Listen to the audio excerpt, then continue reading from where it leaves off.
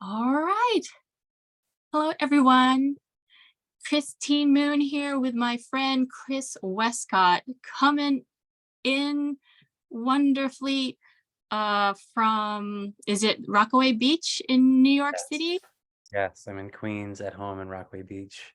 Lovely to see the Peacehead fam, folks who are watching. Happy to be here with you, Christine. I always will say yes to anything you ask me to do. Oh, well, I would absolutely won't take that for granted. And like we were talking before, I'm in mom mode, Hmm. Chris in working dad mode, so I am respecting his time, his working time, and so we have to be on here for about 30-40 minutes. And yeah, I met Chris in grad school at Teachers College in Columbia back in the day, um 2008 to 2010. I was there. Yeah. We were there. I can't believe how long ago it has been, but it still absolutely still resonates with me. And so I want to do this peace education interview series on Instagram, but also here on YouTube, and just interviewing monthly amazing educators out there that are working to, as our our professor we had together, Dr. Monisha Bajaj, she defines the goal of peace education based on scholarly developments to date as the transformation of educational content, structure, and pedagogy to address direct and structural forms of violence at all levels. And so, yeah, I just want to keep a monthly pulse of you know, discussing and sharing, being excited about, and also investigating the shadows about what is peace education and what people are doing in their life, either through their work or their art or their parenting, how to keep peace education going. And so, Yeah. Chris Westcott, Can I start, Christine, by getting something off my chest about peace education? I I know that peace education, the word carries a lot. Absolutely. And I'm taking notes. That's why I put my head down sometimes. I love it. And you're preempting where I'm going to go with this, but I Oh, am not a fan of the frame of peace education, and I hardly ever use it anymore. Though I am a huge fan of the Peace Ed community, the people that I met, the kind of education I got in the Peace Ed program at Teachers College. And I think it comes from the fact that, I had been attending protests since, the late 1990s, where our slogan was "No justice, no peace," right? And though I know, on day 2 of our, graduate studies in peace education, we learn about the distinction between positive and negative peace, and the crucial importance of positive peace work, which is where I would locate my work in terms of peace education.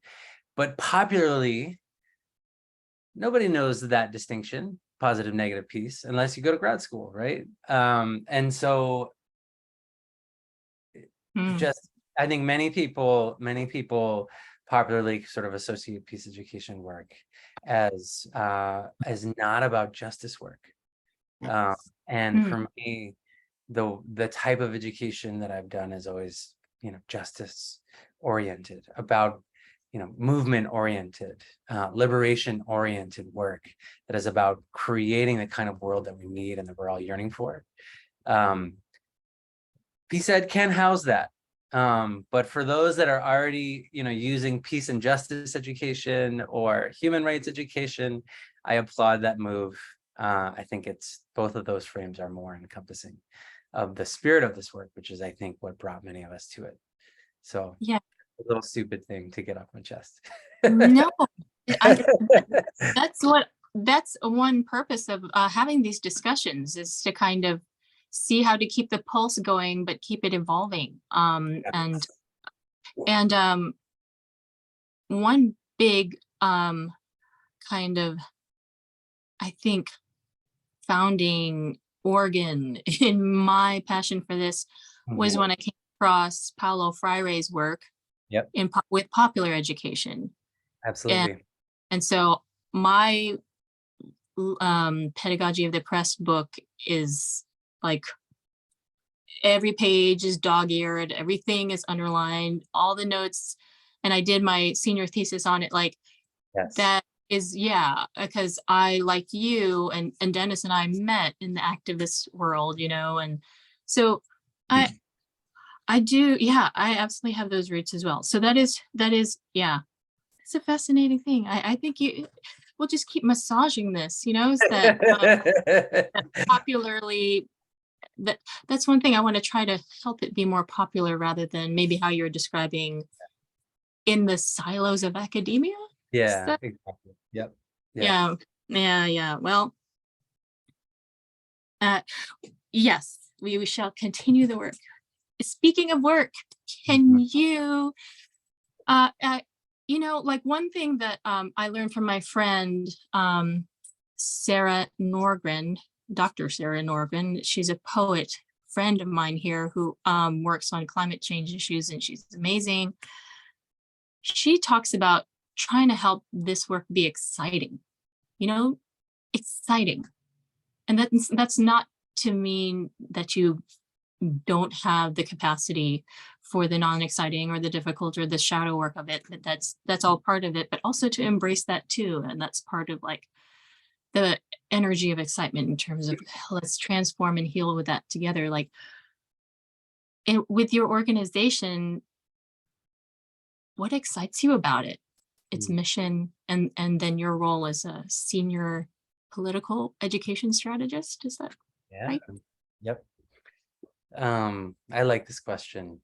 And I think it's one that educators should be asking ourselves consistently. And I would say for me, the piece that I find most exciting is the process of accompanying people as they come into their own power is a beautiful, beautiful thing to observe, to witness, and to take part in.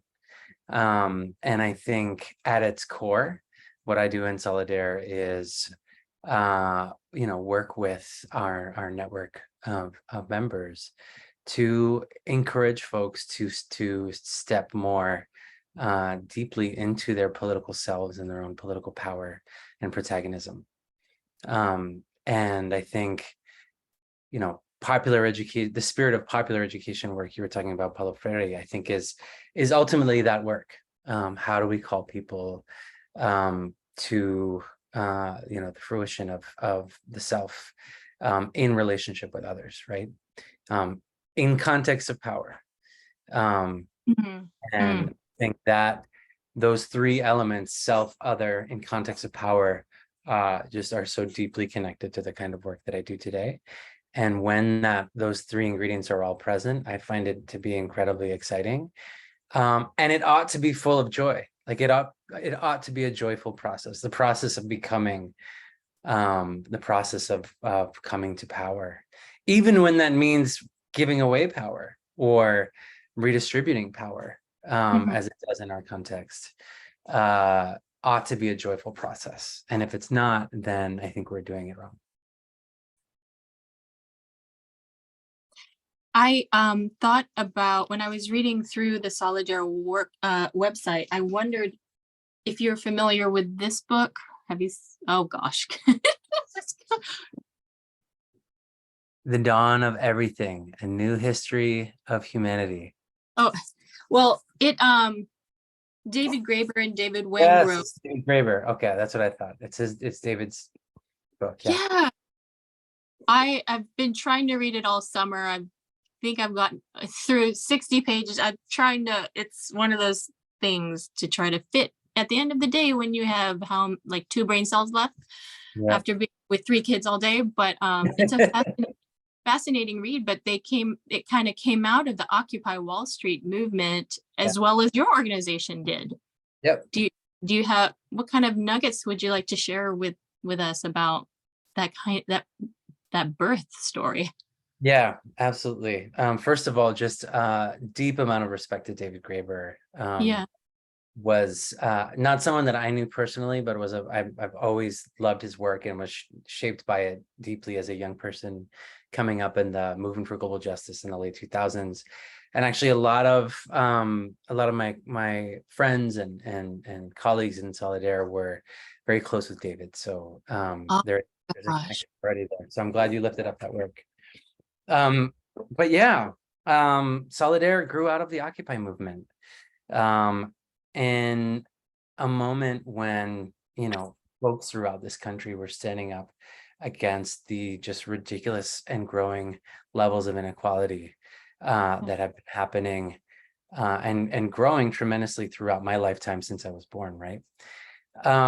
And really, you know, Solidarity came together from folks who were both participants in the Occupy Wall Street movement, but also came together as funders of the Occupy Wall Street movement. They were both activists as well as donors who had a kind of deep connection and relationship with activists on the ground in Zuccotti Park, but who came together and found other people who were in a position to be donors to the movement to resource Occupy so that it could grow and blossom and become something national and become something much bigger. Did And David, was he ever in that original like brain thinking moment? No. I'm not sure. I mean, I know that he was friends with some of those folks, and I'm talking about Just curious. folks like Leah Hunt Hendricks, Brooke Lehman, Farhad Ibrahimi, Jason Franklin. These are some of the founders of Solidaire. And from that experience and that movement moment, they thought, you know, we've done some pretty powerful work getting direct funds for social movement work and civil disobedience work to the movement really quickly with very little strings attached. And they thought to themselves, how can we create a longer lasting funding vehicle that's based upon the principles and practices of solidarity that can fund frontline social justice movements when they need it without a lot of strings attached. And that was kind of the impetus for creating Solidaire. Back in 2011, 2012. And then now, over about 10 years later, we have grown into a national network with donors and members throughout the country, and, you know, move about $20 million a year to frontline racial, gender, and climate justice movements throughout the country. Wow. So that sounds so exciting. And what would you say is some of the difficult kind of shadowy parts that is just kind of, you know, ongoing work in any work that we do? Shadowy parts. Air, no pressure. No, I mean, there's plenty. I think first, doing this work, we work closely with a lot of frontline organizers and leaders in the movement. And I am very clear how much people's lives are at stake in this political moment and how real the security threats are to people who are really putting themselves out there publicly in leadership of social justice movements, and how much the far right is putting these folks in the spotlight and coming after people. It's a dangerous time. It's one of the reasons why we created what's called the Movement Security and Protection Fund, because there is such a need for security protection for people in movement.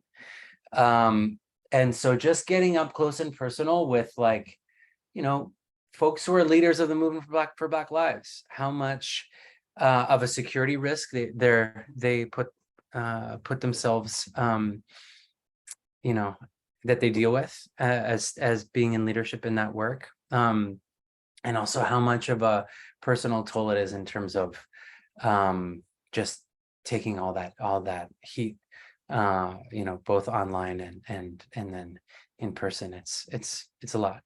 So I'd say that is one shadow side. The other major shadow side is that this work is messy.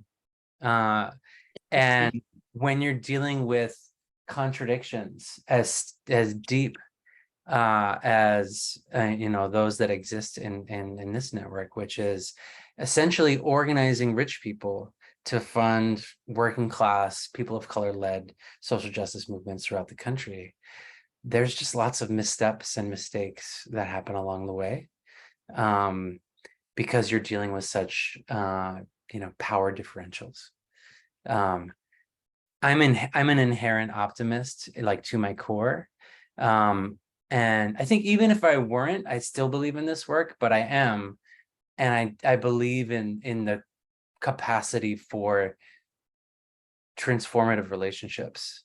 And I believe that in the possibility of power being transformed, both in individuals and in systems. But the day-to-day process of that is messy, and surfaces a lot of shadow stuff that is not always pretty to watch. I feel you. Yeah. I feel. I want to go back to something you just said, organizing rich people for working people's causes or something like that. Am I correct? Yeah, I mean, we're organizing donors, so people who have access to wealth, to redistribute their both wealth and resources like land, to fund and sustain social justice movements that we believe ought to be like include everyone, Yeah, but include. necessarily ought to be led by folks who are most impacted by unjust systems because they're closest to the work and have the best ability to see the kind of solutions that are needed for these movements. So that is part of the work. Yeah. Yeah. And do they invite you as the political educator to give is it like a seminar, or is it a workshop? Like practically, what does it look like? Yeah, good question. Technically. So first of all, it's a member-based organization. So it functions as a political home for folks who already share some connection to our kind of collective vision. Right. The leadership of our organization is majority folks of color, working class people coming out of social movements themselves. So that's just important context. But in terms of our political education programming, we offer like an array of different learning series that are really designed at doing, I would say, two things. One is deepening the alignment between our members. Yeah, because as an educator, I wanted to see, how do you design this? Yeah. I'll get there in just a second. So it's about deepening alignment between donors and the frontline organizers that they fund. And we think the best way to do that is by bringing organizers from the movement to be teachers of donors, for donors to genuinely practice deep listening to what's happening on the ground and what's necessary to sustain social justice movements. So that's one. And then the other way we do it is by getting donors together to do their own self-work, their own collective work, to have conversations about wealth redistribution, about coach, a consistent life coach for these things. Yeah, or just peers who can teach us about it, because a lot of people with wealth, they don't talk about it. Even in their own families, they don't talk about it. And so for like the transformative change, like the kind of work that life coaches do, that's it's like that's the amount people need. Yeah. I feel for it to not like go back constantly to old habits. 100%. 100%. There's a quote from Mary Hooks, who used to be the leader of Song Southerners on New Ground. And Mary would say, we need to have a willingness to be transformed in service of the work. And I think that's true for anyone that's involved in social movement work, but it is 100% very, very much true for people with access to wealth and privilege, or people socialize with wealth and privilege. There's a lot of transformative work that we need to commit to in order to be in right relationship with working class people, people of color-led movement, these sorts of things. And that's a lot of the work that we do in our learning cohorts, is encourage each other to pursue that work together, and to be open to be transformed. That's really wonderful. So is it over, so you have like 6-week modules or a year type Yeah, they're program? usually like 6-month modules. We call them solidarity circles, are like the main thing that I help create. And many of them are led by folks in our community. And they're centered around questions that are core to the kind of work folks are taking on. So we have a circle called Wealth, White Supremacy, and Repair, where folks dig into the roots of the connection between the wealth that they have and white supremacist systems and systems of violence and injustice that enabled or created that wealth. And then they think about the question of what does it mean to do reparative work in light of that. Mhm. We have a spend down circle for people who maybe have a family foundation or inherited a chunk of money and are considering spending down the majority of it or the bulk of it. And it's community time for those folks to be in community with each other, and think about how to go about that, right? We have a power over patriarchy circle for women and femme identified folks in the network uh, whose wealth redistribution work is bound up into patriarchy or patriarchal relationships, and they want supportive community to navigate that. So these are the sorts of circles that we create, and sometimes they're led by practitioners, folks who work in transformative philanthropy, and sometimes they're led by our members, who are folks who are just a little bit further along in the work, and are Mhm. stepping into facilitation roles themselves, and so that it functions as like leadership development for our folks as well. Wonderful. I wanted to ask you about the Wealth and White Supremacy and Repair Circle. Yeah, please. I know we have about 10 more minutes, but as a white male yourself, Yeah, and full disclosure, I'm married to a white male. My yeah, grandpa was like Norwegian white, like OG white, you know what I mean? Like yeah, yeah. we're all getting down the swirl here, but so how you said it's beautiful to watch people in their transformative process, to witness the beauty of coming to terms with healing from these cruel systems. What are some of the, not specific as examples, but if you maybe could talk broadly, how have you found the white male Hmm. portion of your Yeah. work, that you feel good about how they have come through? What are some of, what's like one or two nuggets that they gain through this arc of Hmm. Yeah. the wealth, realizing their part in it, and how to, I'm just going to throw this out there, not feel discriminated against. Yeah. No, I think I know where you're going. I think I know where the discussion is going, and I think it's a really important one.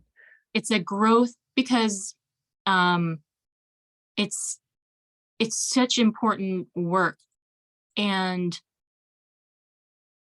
how do we just maintain, keep the voter numbers up, you know, Yeah. for the left, um, in Yeah. this really hard work that can turn a lot of people out off. I'm not talking about my husband, but like I've Yeah. seen it, Yeah. Yeah.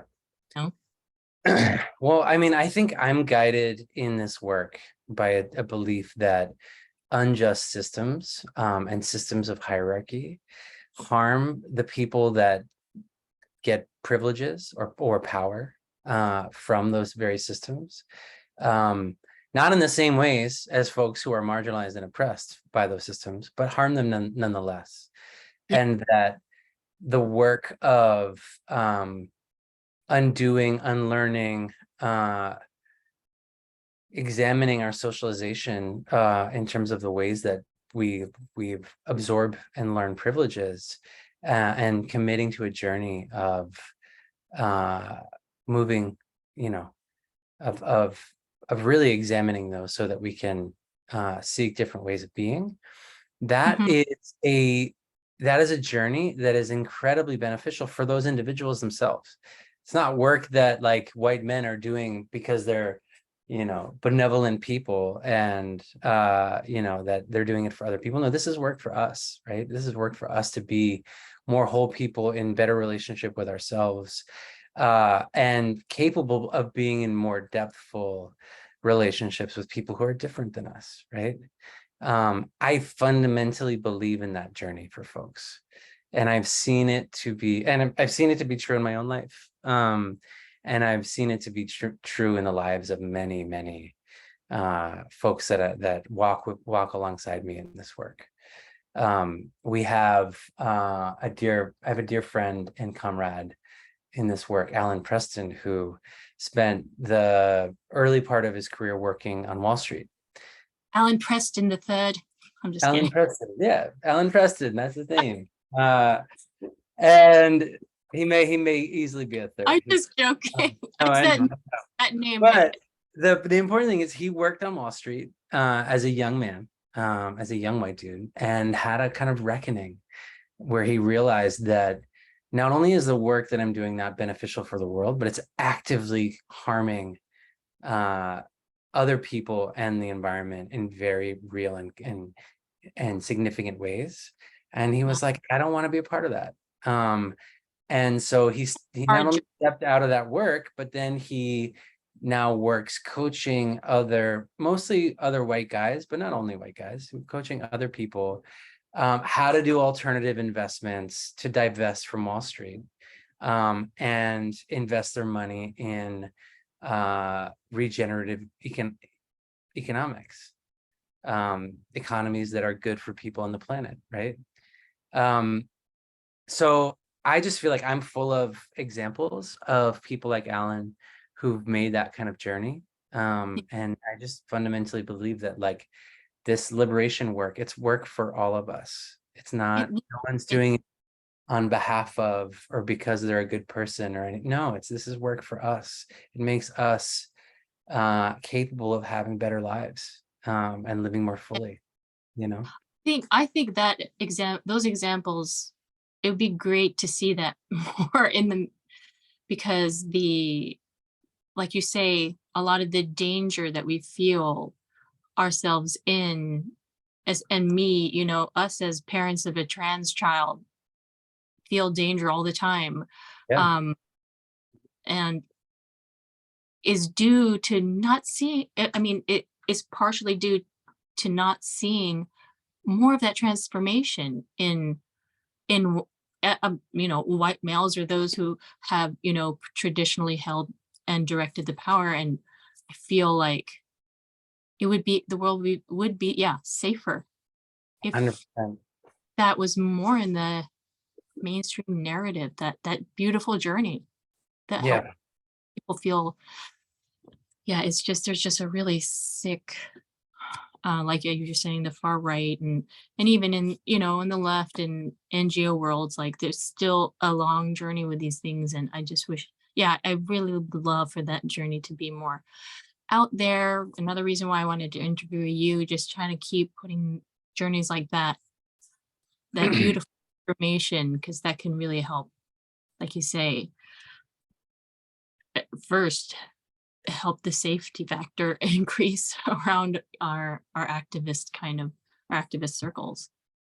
Does that make Absolutely. It absolutely makes sense. On a couple of levels. I think one, um, it is a really scary time right now. People's lives are at threat. And trans people are being targeted tremendously by the far right. Far right is really using identity as a wedge, as the tip of the spear to ignite their base, right? And prey on people's fears, right?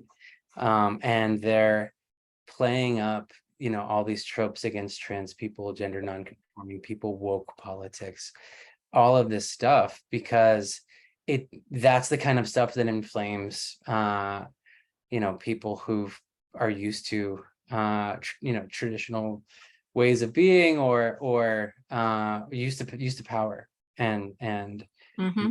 like used to the things being normal in their worlds, right?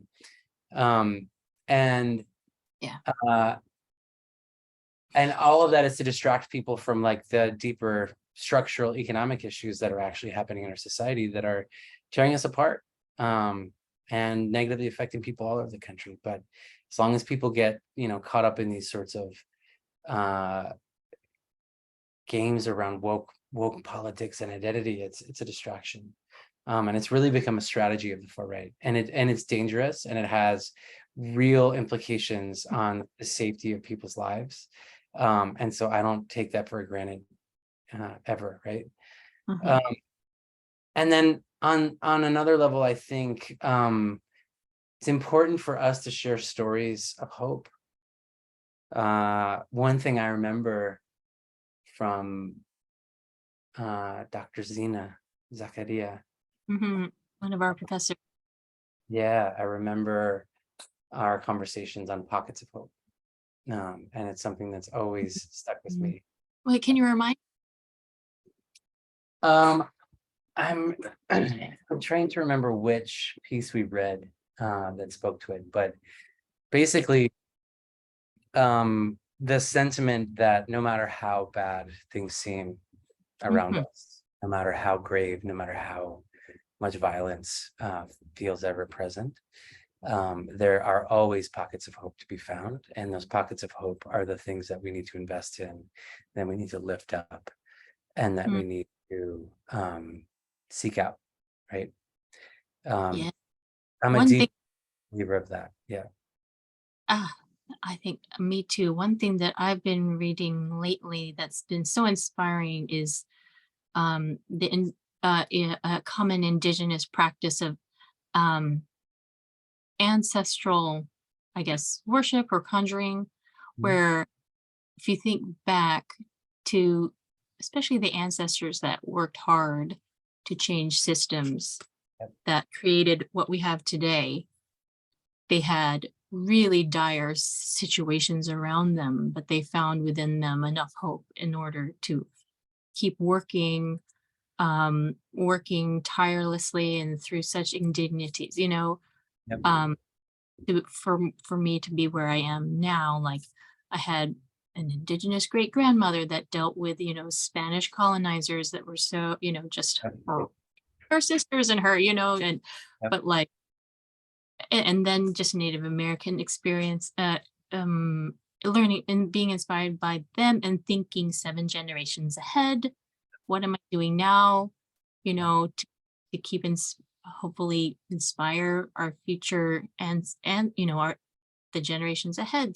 Like um, what I garner from my ancestors, future generations could garner from me. It's like all that space-time continuum. It starts to feel more like connected by a big pulsing vein of why are we where we are now? Because of hope, like you said, Yep.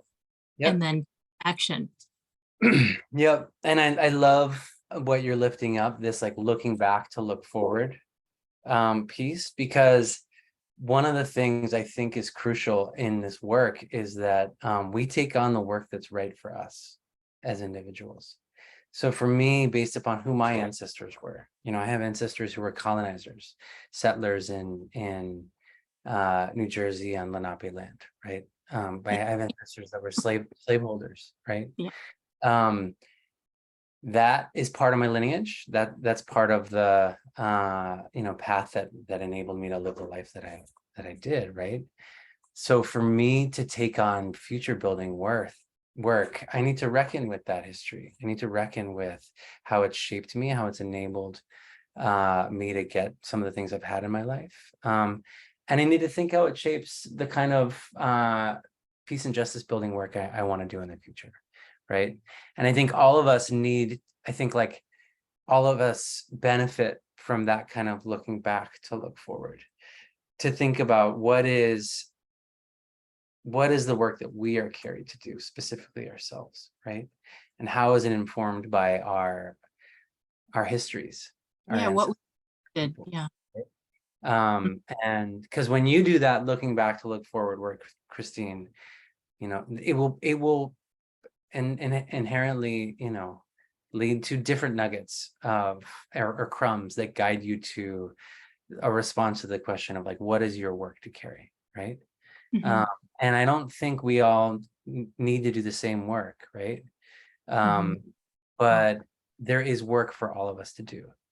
And in fact, like, work is not the right frame. It's like there is a journey for us to be on. And this journey of reckoning with the past to move into a different future. Is one of the most like joyful paths that we can walk, you know. Yes. Yes. As we say in the South, preach.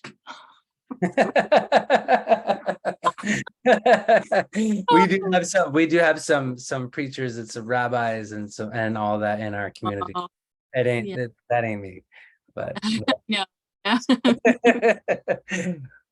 Yeah, but anyhow, man, I could talk to you forever, Chris, but time check, I do see it's, around the 40-minute mark.